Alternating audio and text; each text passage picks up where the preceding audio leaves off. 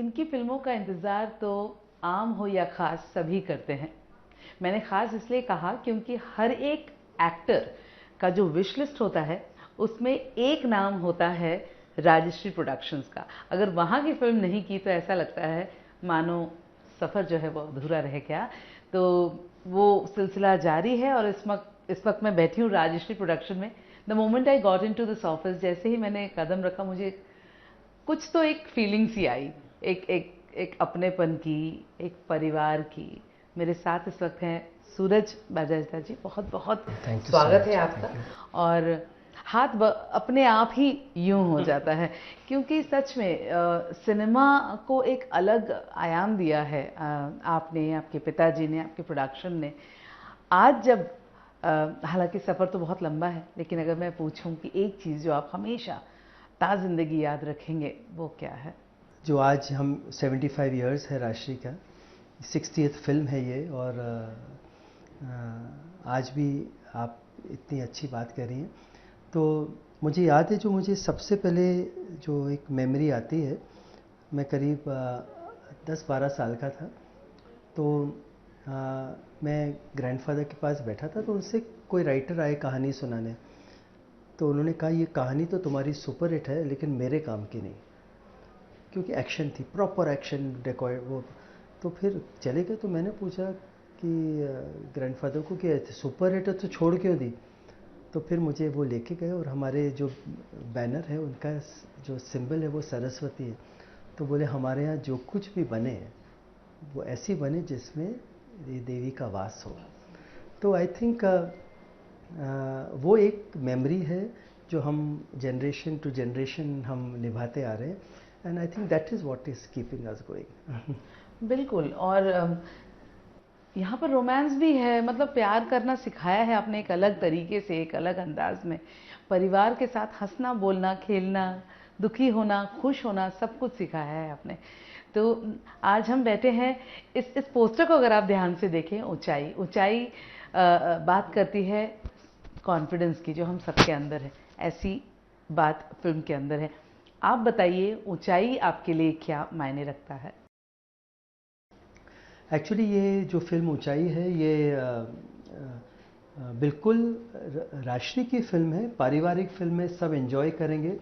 But personally अगर मेरे लिए पूछा जाए तो एक हल्की सी, थोड़ी सी मैंने अपनी ऊंचाई भी एक स्टेप फॉरवर्ड लिया है, ऊंचाई की तरफ कहूँ तो। क्योंकि नॉर्मली मैंने हमेशा पारिवारिक बहुत घर के अंदर शूट किया है। इस बार पहली बार हिमालय गया हूँ मैं, ट्रैवल कर रहे हैं। ट्रैवल किया है, आगरा गए, कानपुर गए, लखनऊ गए। मतलब मैं एक आउटडोर रही। मैं हमेशा देखता था इम्तियाज़ की पिक्चरें या जेपी साहब की पिक्चरें, मतलब देखते थे क्या आउटडोर, मणि रत्नम जी की। और अब मैंने कभी किया नहीं, पर पहली बार मैंने ये एहसास, क्योंकि मेरे पास कहानी ऐसी मिली। ऑनेस्टली मैं तो सलमान भाई की पिक्चर लिख रहा था जो अभी भी तैयारी में है। ये कहानी मेरे पास आई तो छूटी नहीं। तो एक सुनील गांधी जी करके मेरे पास आए कि एक कहानी है जिसके अंदर 65 प्लस 4 दोस्त हैं, 50 साल से दोस्ती है, एक की मृत्यु हो जाती है तो बाकी 3 उनकी याद में, उनके प्रॉमिस के लिए एवरेस्ट बेस कैंप तक चढ़ते। तो पता ही नहीं था। फिर मैंने कहा अच्छा एवरेस्ट बेस कैंप क्या होता है। वहाँ वो उस जगह जहाँ से फिर एवरेस्ट की चढ़ाई चलती है, बस 17,000 फीट। तो मैं एनिमर्ड रह गया कि ये राइटर क्या कह रहा है, 3 चढ़ेंगे और हंसते खेलते डोलते ऊपर जाकर के फिर उन्हें पता चलता है जिंदा क्या होता है। तो ये कहानी मेरे से छूटी नहीं। कई बार मैं सोचता रहा कि कोई और डायरेक्टर को बोल दूँ बना दो, कोई और डायरेक्टर बना दो, क्योंकि इसमें ना तो रेगुलर मेरी हीरोइनें हैं ना कुछ। फिर आया पेंडेमिक, और पेंडेमिक में मैंने देखा कि उस सिचुएशन में हम सब जानते हैं जो रिच है, जो पुअर है या जो गुड लुकिंग है, उसकी कोई वैल्यू नहीं। हीरो तो वही है जिसमें करेज है। तो फिर मैंने कहा कि ये कहानी बोलनी है मुझे, और फिर ये छूटी नहीं है। तो ये एक ऊंचाई मेरे लिए भी एक अपने मन में ऊंचाई। But I am very happy कि ये कहानी हम लोगों ने, जैसे आप पोस्टर देख रही हैं, कलर्स के साथ एन्जॉयबल एंटरटेनिंग बनाई है। क्योंकि मैं नहीं चाहता था कि हम ये बताएं कि इस एज में सिर्फ दुख है। आपका यहाँ पे कनेक्शंस भी बहुत अलग अलग हैं। अनुपम जी के साथ कहा जाए तो अपने करियर की भी शुरुआत की थी। सारांश में वो बात सुनना चाहूँगी आपसे। एक्चुअली मेरी पहली फिल्म एज एन असिस्टेंट वो सारांश। तो 1 जनवरी 1984 को पहला दिन शूट था महबूब में। इनका भी पहला शूट, मेरा भी एज एन असिस्टेंट। और मुझे याद है भट्ट साहब डायरेक्टर ऐसे, मतलब उस वो फेज़ ऐसा था उनका कि उनके पास में खड़े रहो तो you can feel the vibrations of a creator. तो मुझे कोई काम नहीं दे रहा था क्योंकि मैं तो प्रोड्यूसर का बेटा था, तो कोने में खड़ा था। तो उन्होंने कहा कि देखो ऐसे खड़े रहोगे तो सीखोगे नहीं, तो पर काम कौन दे। तो फिर इन्होंने मुझे 2 बार देखा, फिर मुझे बुलाया। फिर उन्होंने कहा कि 11 नंबर से मेरी फ़ाइल लेके आओ। और मैं जो भागा लेके आया, चाहिए तो नहीं था इनको, इनको तो सब रटा हुआ था। बट वहाँ से एक मेरा रिश्ता उनके साथ, बहुत कुछ सिखाया उन्होंने। तो मेरी तो चौथी फिल्म है उनके साथ, और एक फादर फिगर से हैं मेरे लिए, क्योंकि जब भी कोई दिक्कत होती है तो ऑन द फ़ोन उनका गाइडेंस मिलता है। बच्चन साहब, इनकी भी शुरुआती दिनों की जो फिल्म सौदागर, वो राजश्री प्रोडक्शन, वो कैसा था? मैं तो बहुत छोटा था, लेकिन जया जी की उन्होंने भी दो 2 पिक्चरें फिल्में की हैं की, जी। और इनफैक्ट उपहार तो उनकी पहली थी जिसमें बेस्ट एक्ट्रेस मिला उनको फिल्म फेयर। बच्चन सर सौदागर अभिषेक के साथ मैंने की, मैं प्रेम की दीवानी। बट मेरा कभी बच्चन सर के साथ हुआ नहीं एज काम करने का सौभाग्य। तो बट उस समय भी मेरे फादर बोलते थे कि सौदागर के टाइम भी बच्चन सर मड आइलैंड में शूट करते थे। तो मड आइलैंड से प्रभा देवी आते थे रोज़, अब हमारा थिएटर है यहाँ, तो वहाँ पे अपने रशेस देखने के लिए। वो डेडिकेशन, वो डेडिकेशन वो आज भी वैसे आज ही भी, है। और वही कपड़ों में आते थे कि मैं उसी कैरेक्टर में आके अपने रशेस देखना चाहता हूँ, और फिर जाएंगे वापस कल के लिए। तो वो जो चीज़ सौदागर की, आज लो मैं तो सुनता ही था, बट जब मैंने उनके साथ काम किया तो मुझे पता चला कि क्या अमिताभ बच्चन क्यों अमिताभ बच्चन है। सही बोला आपने। आज के दौर को जब आप देखते हैं सूरज जी, ये फिल्म तो आज ही आ रही है, लेकिन अभी अगर मैं पारिवारिक फिल्मों की बात करूं तो बहुत कम हो गया है। बहुत कम लोग हैं जो इस लेगेसी को आगे बढ़ाने की हिम्मत भी रखते हैं। तो आज जब फिल्में देखते हैं आप, तो क्या कुछ आपको लगता है कि मिस करते हैं? देखिए, मेरी हमेशा कमज़ोरी या रुचि फैमिली फिल्म्स के लिए है।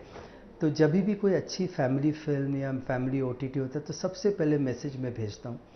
जैसे अभी जब अमित ने बधाई हो बनाई, तो इतना अच्छा लगा, क्योंकि मैं मानता हूँ कि जॉनर सब बनाएं, बट ये भी बहुत इम्पॉर्टेंट है, क्योंकि ये जो बच्चे अब बड़े हो रहे हैं, कहीं जाकर के जो ट्रस्ट होता है ना, डाउट में कन्वर्ट हो रहा है। हम जब छोटे थे तो बड़ों ने बोल दिया कर दिया। सही बोला आपने, अब ट्रस्ट डाउट ट्रस्ट में डाउट, अब कन्वर्ट। डाउट, और जब आप हर रिश्ते को डाउट करते रहोगे तो फिर आपके अंदर इनसिक्योरिटी, फिर वो मेंटल इलनेसेस, वो सब, क्योंकि वो घर करेगा।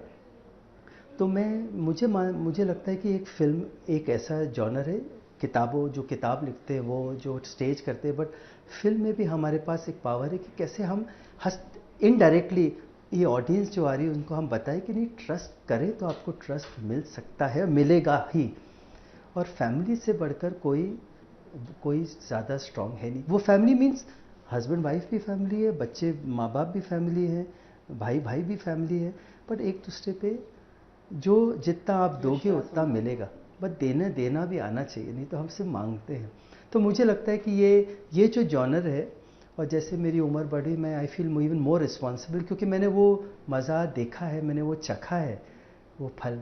तो मैं चाहता हूँ किसी नहीं, किसी वो घर आना में चाहिए आना चाहिए वापस, वापस। आप वापस आना चाहिए सूरज जी, क्योंकि आप लोग हैं और आप लोगों ने वो दिया है इंडस्ट्री को जो मतलब हमेशा याद रहेगा। सलमान खान की फिल्म के जिक्र के बिना तो मेरा उठना बनता नहीं है।